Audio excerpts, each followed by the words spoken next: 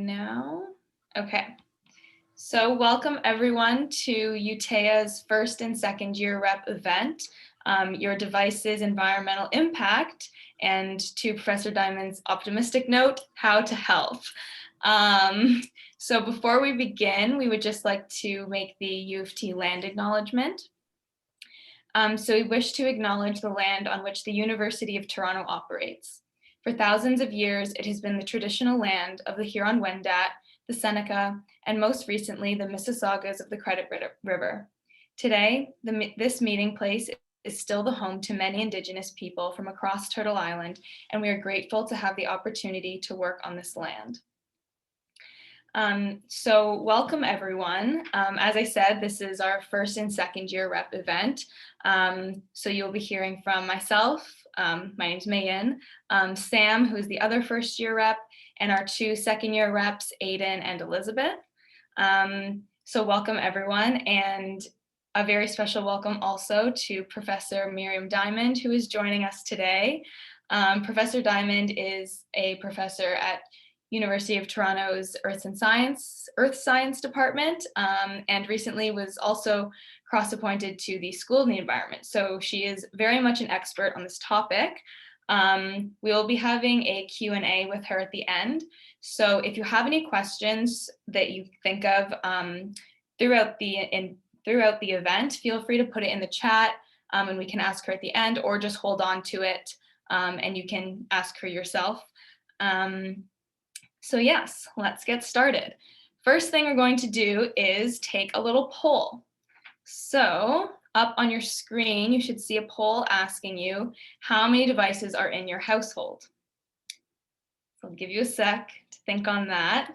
This is going to include smartphones, smartwatches, TVs, gaming consoles, laptops, etc. Okay, I'm going to give you a couple more seconds. Count those up. I know, it's weird to think of. Okay, so now we'll show you what the kind of global average number are for this. Oh, so we can see the poll results there. So most people between 5 and 15 devices. That's a lot. And on the next slide, you'll see that the global average number of devices per person in 2003 was less than 0.1%, or 0.1 devices, sorry. And in 2020, it was almost 7 devices per person. So as you can see at the bottom of the slide there, that's an 8,125% increase over the lifetime of a 12th grader. That is crazy. If any of you are in first year, like Sam and myself, that means that over your lifetime up until last year, there was over an 8,000% increase of number of devices. And we will show it to you graphically as well. If you still don't believe me that that is an insane jump, you can see here, tiny little sliver to skyscraper-sized bar. But I mean, so what? Why do we care about this, right? I think that devices are an inevitable part of our lives, and I think very much so we see them as essential, and they just make our lives more convenient, right?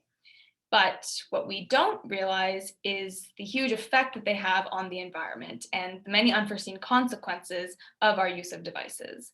And so that's what this whole event is about, to teach you all about this. So I'm going to hand it over now to Aiden. Thank you, Mayan, for the introduction.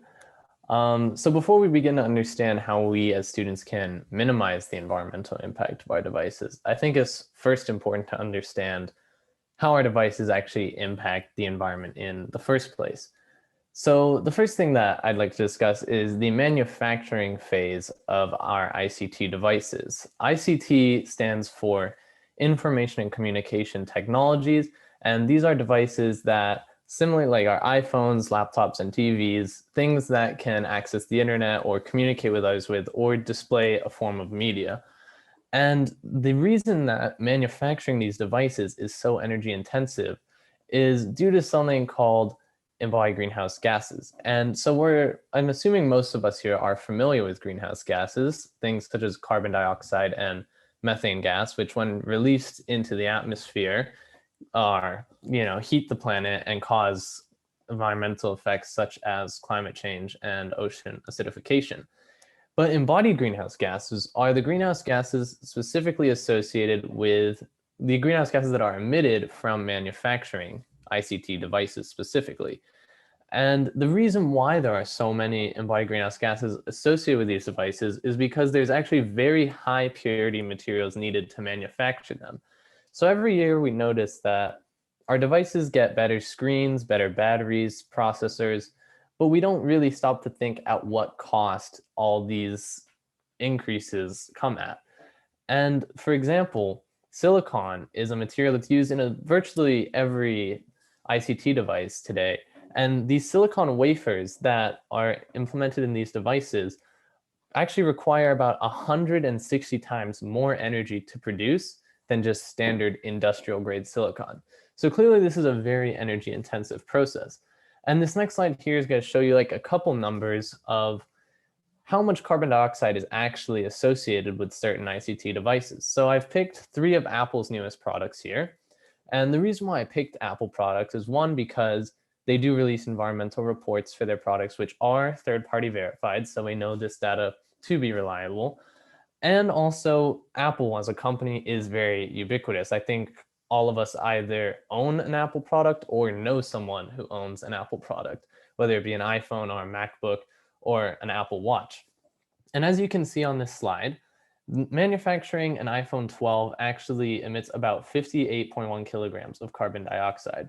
A MacBook Pro, 135 kilograms, and an Apple Watch 6, 28 kilograms.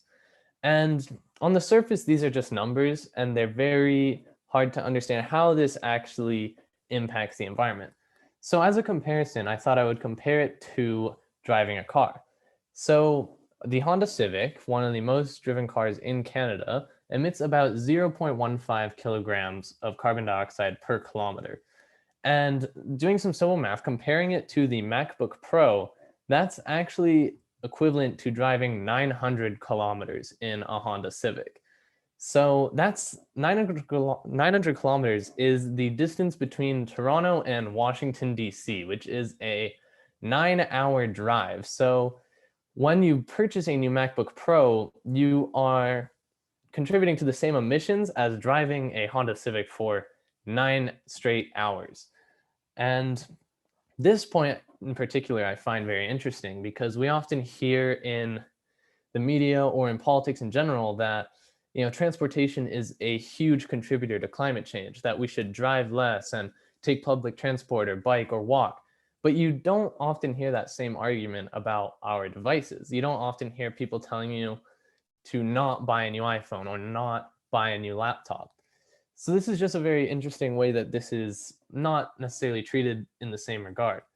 And another part of an ICT device's lifestyle that I want to discuss is the e-waste. So only about 20% of our devices are properly recycled. And by properly recycled, I mean sent to a recycling depot where they are deconstructed properly and the parts that can be salvaged are used for either new devices or for other things as well. But the other 80% are often informally recycled, which means that they'll either end up in landfill or in low-income countries where there are few to none of health and safety regulations, where people decomposing or breaking apart these devices, sometimes doing it by hand, sometimes burning certain components to salvage parts, can often result in large chemical exposure to harmful chemicals, dioxin exposure, for example, lead exposure as well. These are things that can be immunocompromising, endocrine disrupting, brain development stunting in youth, and it can actually enter entire communities if these chemicals can contaminate the soil or water systems. And this graph here in the bottom left, I'm not sure how easy it is to read on Zoom, but it actually shows the smartphone sales per year globally. And it has 2020 and 2021's estimates because it's about a year old.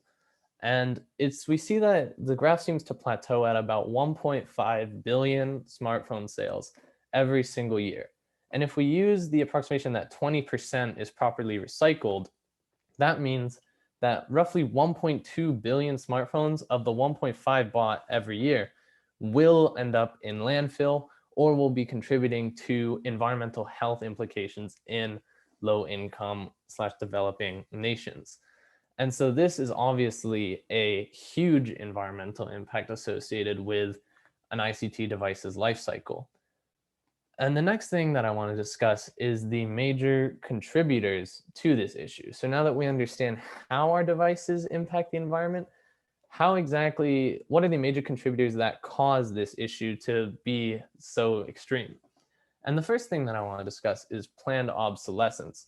And this is the idea that many of our devices are designed to deteriorate within a couple years of buying them so that we're more inclined to replace them often and therefore give more money to the businesses that sell them. One example of planned obsolescence is when new software updates come out for our devices. So these new software updates are often designed for the newest models of our devices, which have often better processors and better batteries, like I said before, thus making it harder for our older devices to run the new softwares. And another example of planned obsolescence is the fact that these devices are often getting harder or in some cases impossible to repair. And again, to use Apple as an example, again, because they're very ubiquitous, Apple is actually sort of infamously known for using very specific kinds of screws that are very hard to find or very hard to locate certain screwdrivers for, or even different kinds of screws in the same device to make it very difficult for you to repair on your own or to bring it to a private repair shop that can repair it for you. Essentially leaving the only option to bring your device to Apple to get it repaired. And I actually do have a personal anecdote about this, about how Apple can make the repair process rather arduous, because when my sister's MacBook battery started to malfunction, it was not performing at the same capacity as it used to, and she brought it to the Apple store. And they told her that they could fix the battery, but they would have to take her laptop from her for a minimum of 7 days.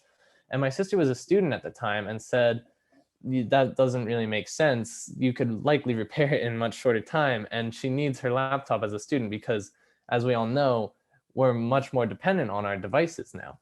And the Apple Store employee actually told her that that was not his decision. It was actually standard protocol, and Apple had instructed them to hold her laptop for 7 days, essentially leaving my sister with the option of falling a week behind in school or replacing her laptop entirely. And I think it's pretty clear which decision Apple wants her to make.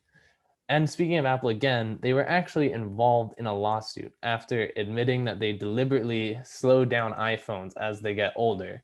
And this ended up being settled outside of court for about $500 million, but there are still various planned obsolescence lawsuits happening right now, not just for Apple, for many ICT companies, involving the idea that they are willingly making our devices degrade over time in an effort to make us buy more new devices.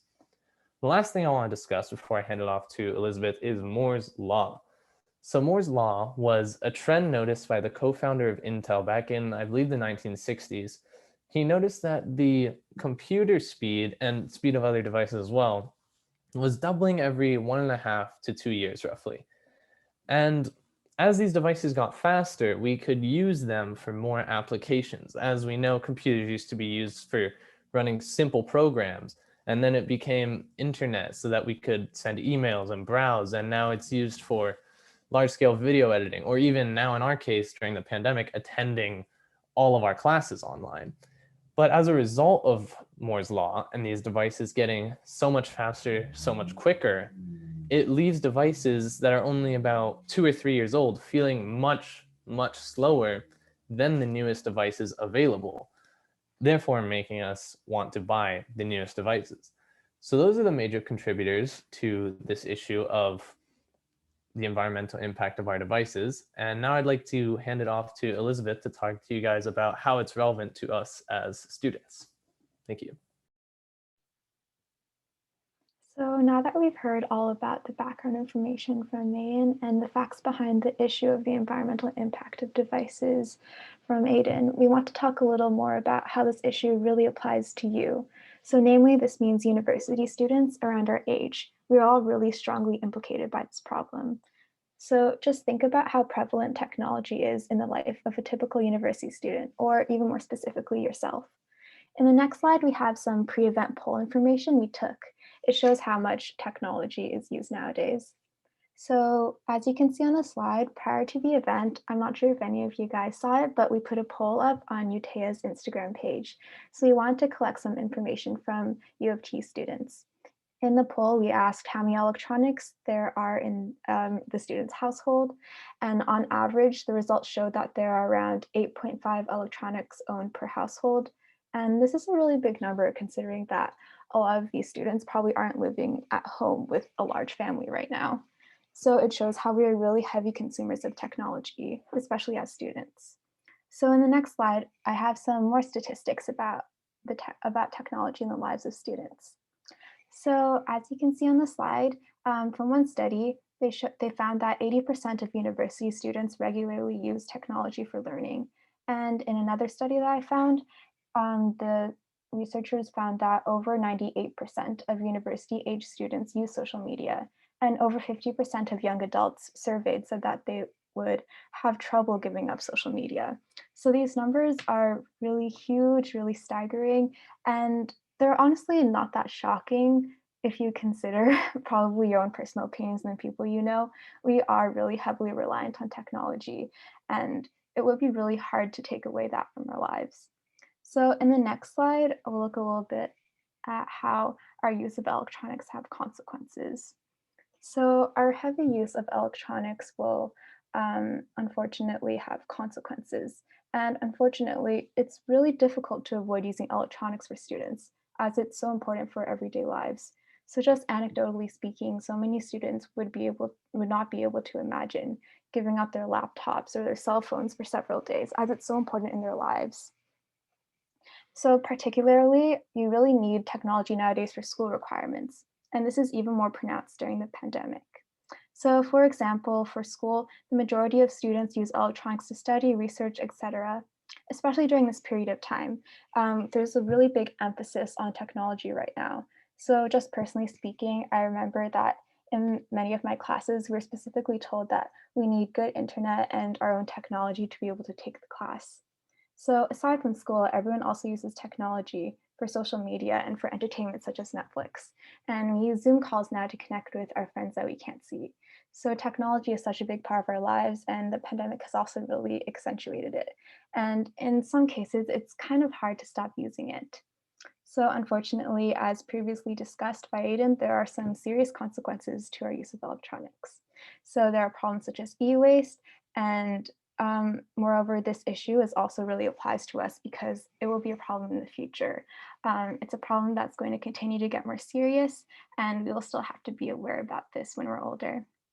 Unfortunately, in the next slide, we still have the power of choice. So we still have the ability to learn more about the effects of our technology use.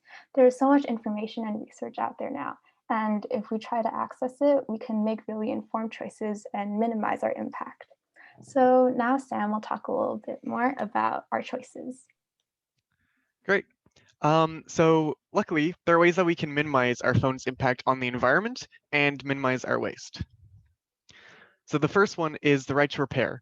This is a bill that is not yet passed in Canada, but it is passed in many places around the world, like Europe. And the goal of this bill is to minimize the waste from consumers regarding devices.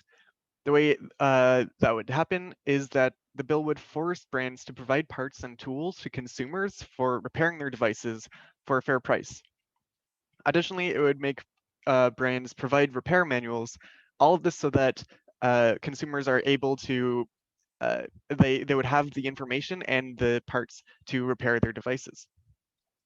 Also, it would make sure that any electronic security is able to be reset that might disable the device during diagnosis, maintenance, and repair. And this means that uh, consumers would not have to worry about their device being disabled, and this removes any disincentive that consumers might have about bringing in their devices for repair. The Repair Association is an organization that fights to bring this bill into action. Some of their policies include guaranteeing property rights. This means that consumers should have the right to repair their products or have an independent repair facility repair it for them. Another policy of theirs is equal access. This means that independents need the same access to diagnostics, information, and parts. So here's where you can get involved. FAIRPHONE is a company that builds sustainably sourced phones. They also use materials that are obtained responsibly for both workers and the environment, and they create longer lasting phones. They also have a recycling program. So once you're done with your phone, you can give it back to FAIRPHONE and they can repair it and reuse it, or they can also recycle it. So this really minimizes your impact on the environment when using devices. Also, we've all heard of the 3 R's in elementary school: reduce, reuse, recycle. There's also a 4th one that we can use now: repair. So instead of buying the new iPhone whenever it comes out, with right to repair and FAIRPHONE, it should be easy to repair your phone. This means that using the same device for longer doesn't require as much manufacturing. And this is also very cost efficient. Reusing is also a great opportunity, is also great. So buying used devices is a great thing to do also. And learning how to recycle e-waste is important. In Toronto, you can put items out on garbage day for pickup or bring them to a drop-off depot. And batteries need to be recycled separately at a drop-off depot. And some items like remote controls, smoke alarms, and DVDs cannot be recycled. However, recycling is still a little bit harmful because it does use energy and many parts still go to landfill. So this is sort of a last option. So that concludes the presentation portion of the event. So thank you to everybody for listening. We will now move on to the Q&A section with Professor Miriam Diamond from the Department of Earth Sciences and the School of the Environment. So if anyone has any questions regarding the presentation or the content, or just questions for Miriam Diamond herself, please add them in the chat and we will get to them as we are asking questions that we have prepared, and we'll be asking your questions as well. So Professor, how are you doing today? I'm doing well, thank you. How are you? I'm also good. Are you ready? So please. You bet. No, well, first I wanted to congratulate you on this presentation and on everybody's contributions. Fantastic. Oh, thank you so much. Yeah, I mean, awesome. I think it's a really good cause, and I'm glad that we did this presentation. So first off, please introduce yourself and provide a brief statement about the Diamond Environmental Research Group. Yeah, okay. So I joined the university in 1991.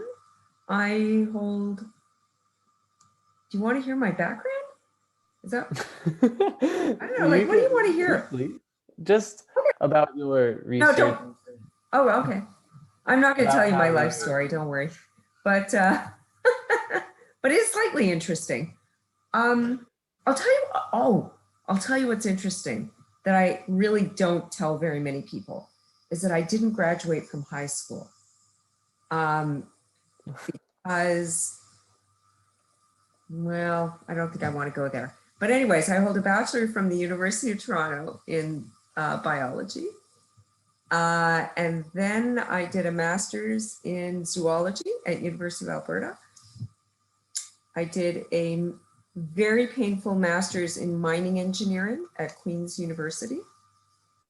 And finally a PhD in chemical engineering at University of Toronto.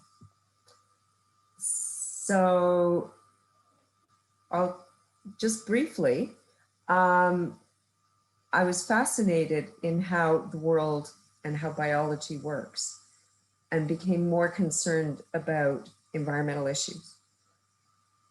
But I was frustrated because biologists talk about the issues, whereas engineers find solutions. So that's why I wanted to go into engineering, because I wanted solutions. But bringing in the biology that understands the complexity of how to find reasonable solutions. So, my research Professor, are you still there? I think you are frozen.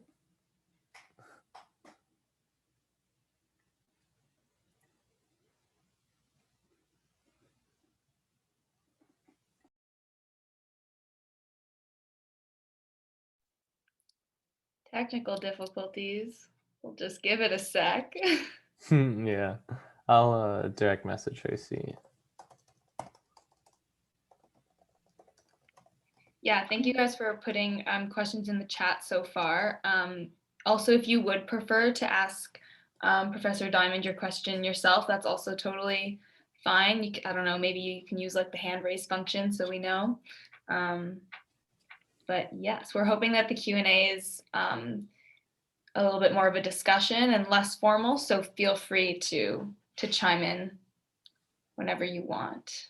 I mean, maybe not while she's speaking, but you get the idea. That's unfortunate. I think her Wi-Fi probably dropped. Should we start discussing one of the questions while she's working on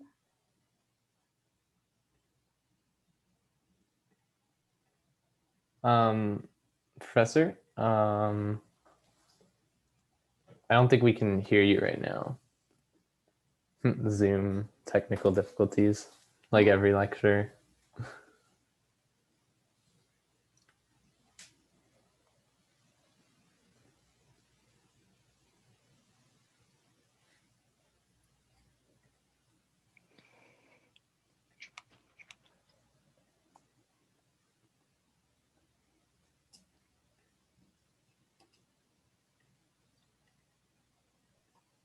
I don't think we can hear you, Professor Diamond.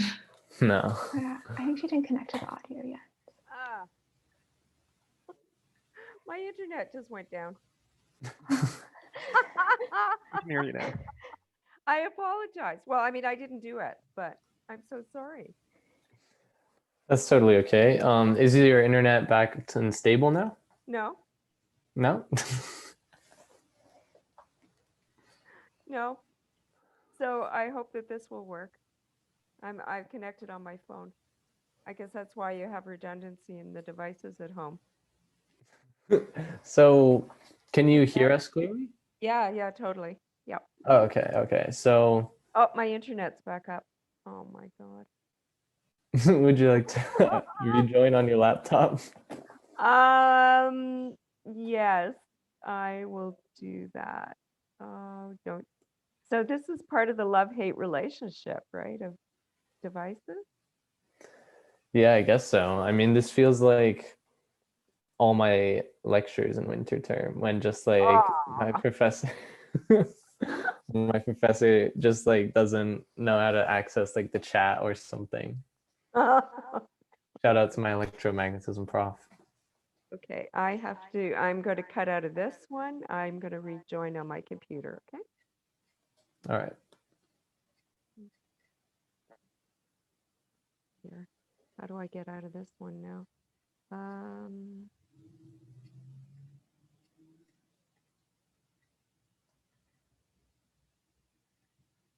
So to our point of the presentation guides, maybe technology and devices are not all that we think they are. Whoa.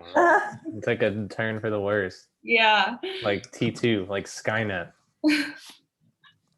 That was actually something we discussed in the class. Oh, here we go.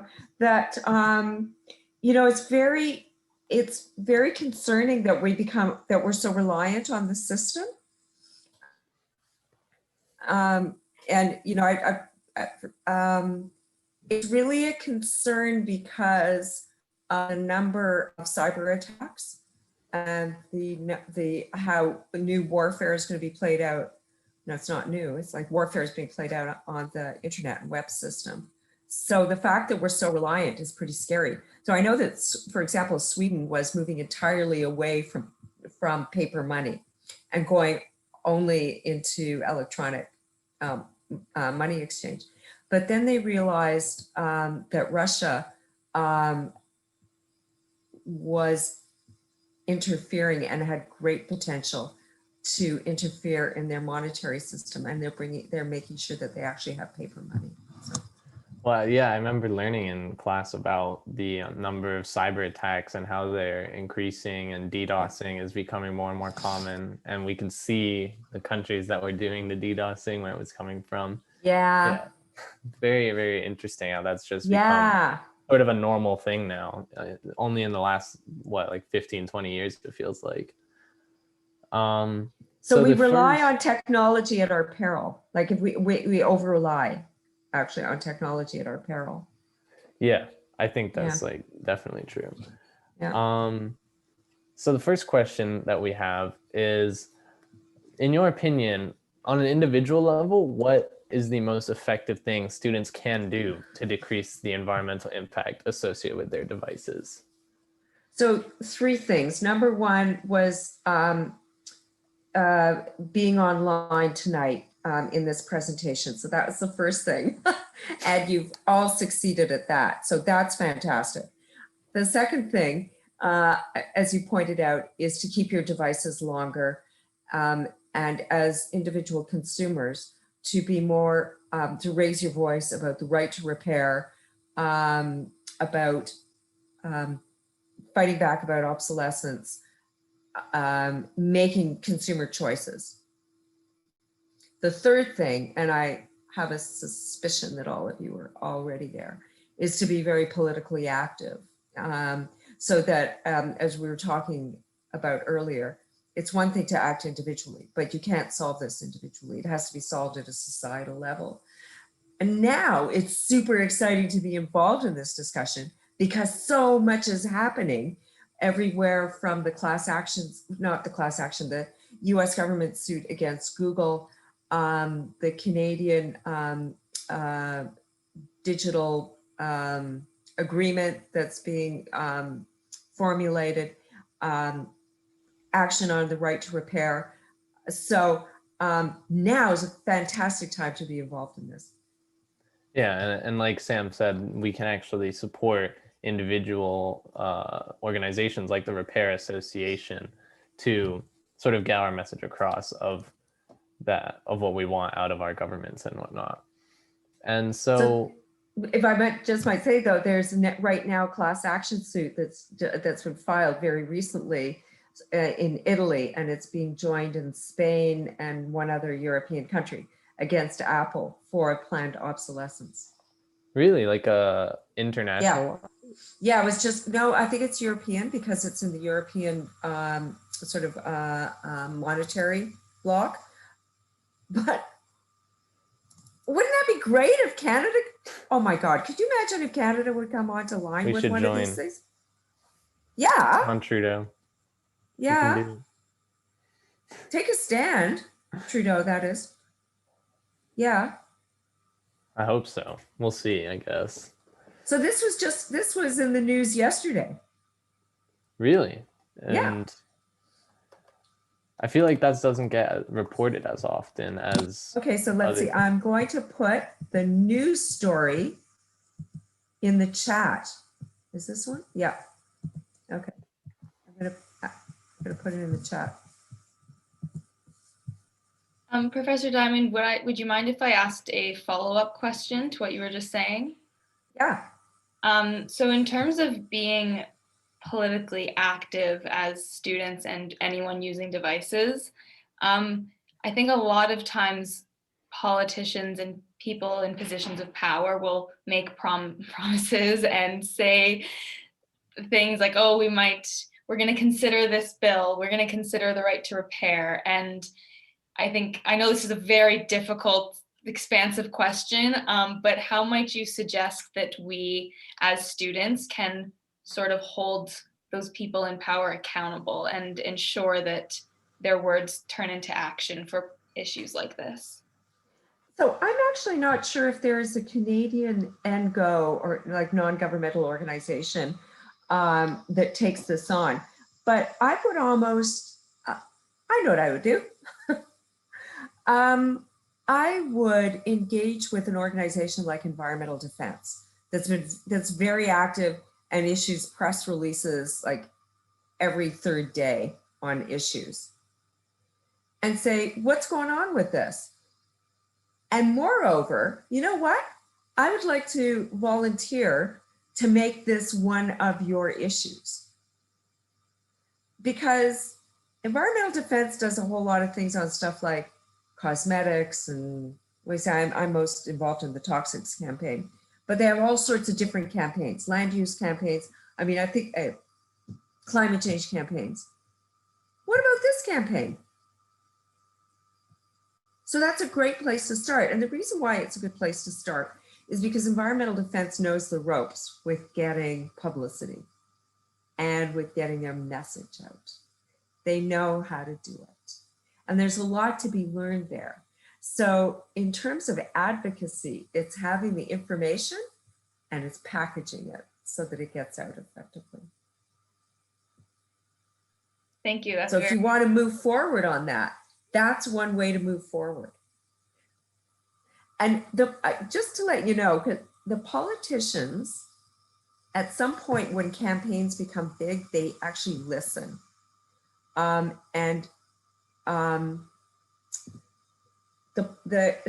the way the political apparatus works is that at provincial and federal levels, it's the assistant to the minister, the assistant to the prime minister, and so on.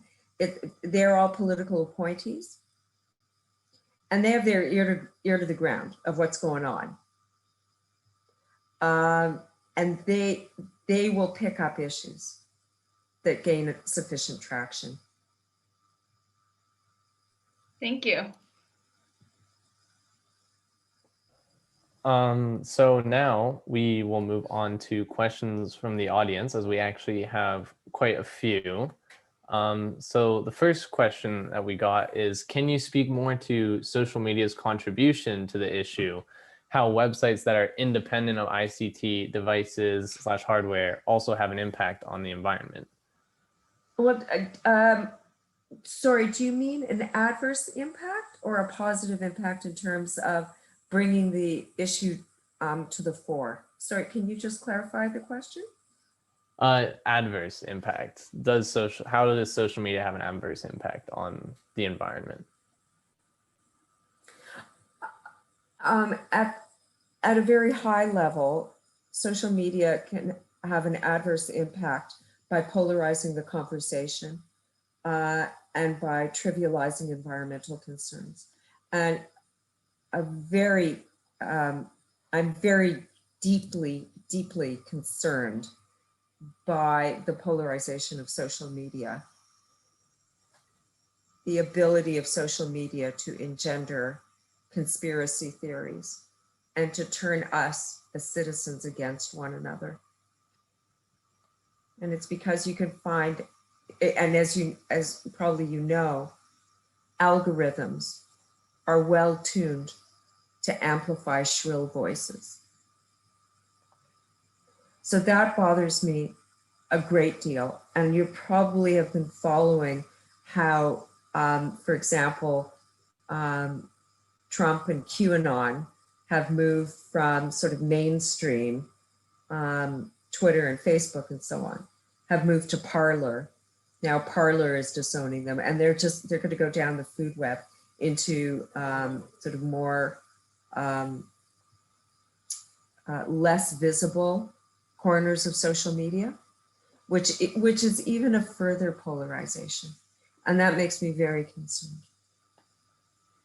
Yeah, I remember in ENV 261, a big topic was the as Mayan mentioned, the Netflix film, The Social Dilemma, about how social media is they have an end goal of addicting us to the platform. And to do that, they will go by whatever means to do that. They will show us things we want to see. And even though that puts us in our own echo chambers, that's what that company wants, right?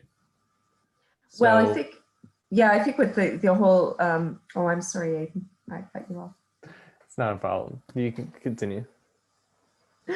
I'm sorry. I think the whole argument that, say, Shoshana Zuboff and others have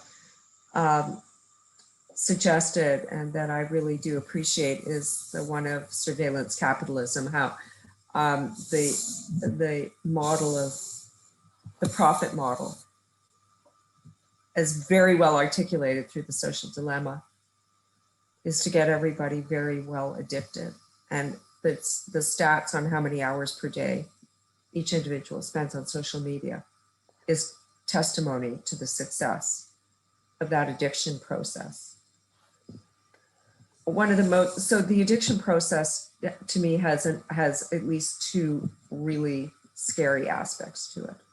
Number one is that it's an addiction and it's getting people to buy more by finally fine-tuning the targeting of advertisements.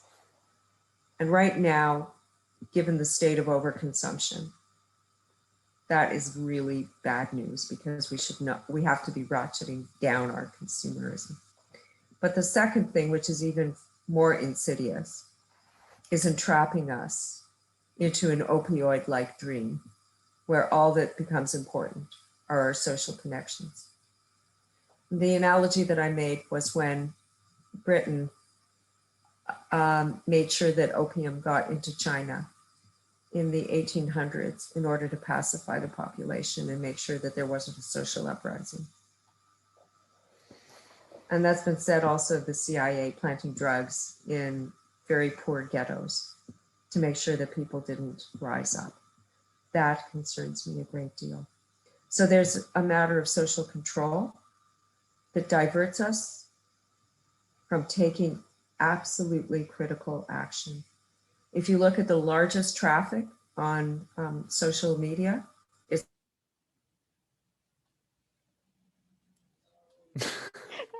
Did she? No. That was like the worst moment to cut out. Oh, It was not a great, like, inspirational speech yeah, there. I know. It was like a whole monologue. I Well, was in like the midst of being inspired. Oh.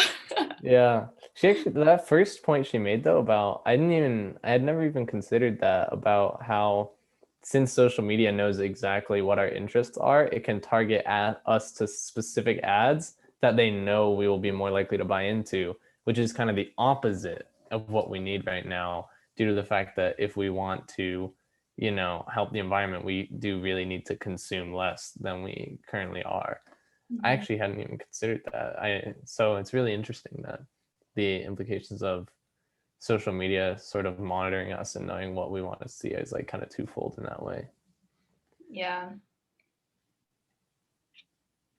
This is Well, like, there's only like 8 minutes left, so hopefully she can rejoin soon. yeah, hopefully. This is like super, it's gonna sound super hypocritical and ironic to this whole topic, but I saw this TikTok and it was like, it was the trend that it was like, oh, what do like only the employees know? And it was this person who worked at a top social media company, and they wouldn't disclose which one, but I'm assuming it was Twitter, Instagram, Facebook, something like that. And it was saying how now they're starting to integrate the kind of technology that's on your Apple Watch that can sense your pulse and your body temperature and things like that, so that it can sense the way that you're holding your phone and try to feed you ads and content that will make you shift to a more comfortable position that will make you stay on it longer. And again, this is from TikTok, so I don't know, but that's pretty crazy. That really scared me when I saw that. If that's true, that is terrifying. I wouldn't be surprised though, because like Apple Watch, they can track your pulse at all times. Like they know what's normal and not. So it makes sense that if you're holding your phone off, that it would. Anyway, I think Professor Diamond is back, so we can hand it back to her. I'm almost wondering if somebody's monitoring me today. I'm getting a little paranoid, I guess. Someone doesn't want you speaking about this, is what you're suggesting. Oh my gosh. Who's listening in? It was Facebook, because you started talking about social media. They didn't want you to spill the truth. Oh my God. I'm back. I think I'm just going to stay on my phone because there's clearly something going on in my house. All right, we will be wrapping up soon. I know it did cut you off in the middle of the point you were making, talking about the twofold effects of social media? When did I cut out? I think it was shortly after you began to talk about how we are simply kind of being put in our own echo chambers and how it's comparable to the CIA planting drugs in ghettos and the opium in China. Yes, yes, yes. And I said that that's what really makes me very fearful, is having a very complacent population, essentially frogs in the boiling water as the temperature goes up. So we will be wrapping up, and there actually are quite a few audience questions, so we might not be able to get to all of them. But so one question is that apparently the act of using Zoom can actually be bad for the environment just due to the amount of internet and energy that it uses, depending on where the energy comes from. And the person asking the question was just wondering if you had any thoughts about this, since she hadn't really heard about it before and it's not really discussed often. Well, every time you transmit packets of information, energy is used. I think that amount of energy is relatively small, and certainly it's more energy wise for us to be meeting this way than, for example, for us to be driving around in private vehicles and flying and so on. So it's all a matter of considering relative impact. Yes, our activity does have impact, and moreover, the way we were talking about the internet as being or social media as being designed to get you to click more and to have more downloads and to say view YouTube more, is accelerating the use of energy.